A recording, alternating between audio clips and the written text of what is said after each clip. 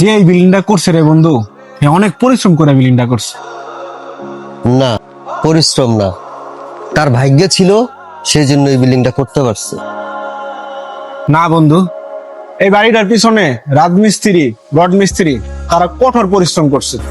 আর যে এই বাড়িটা করছে তার এই টাকাটা ইনকাম করতে কি পরিমাণ পরিশ্রম করতে হয়েছে তুই চিন্তা করতে পারবি না।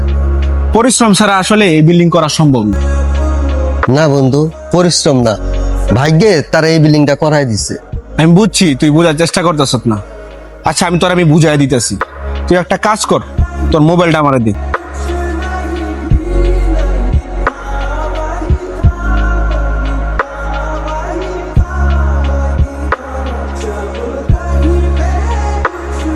এই যে আমি মোবাইলটা রাই খাইলাম ওইখানে, তুই পরিশ্রম ছাড়া তুই এই মোবাইলটা তোর কাছে আনতে পারবি?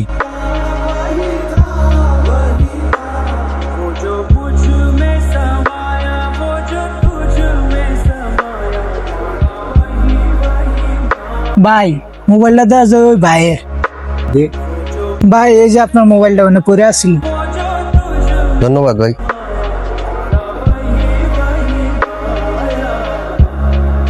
বন্ধু, ফোনটা কিন্তু আমার ভাগ্যের জোরে আমার কাছে আইছে। বন্ধু, রাজমিস্ত্রিও তো পরিশ্রম করে, যারা মাটি কাটে তারাও পরিশ্রম করে। আমি এমনও শুনছি চা বিক্রি করেও সে এখন দেশের প্রধানমন্ত্রী।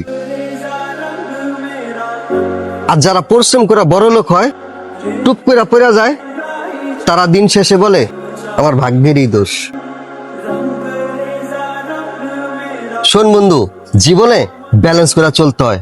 যে আল্লাহ পাককে খুশি রাখে তার ভাগ্য কখনো খারাপ হইতেই পারে না।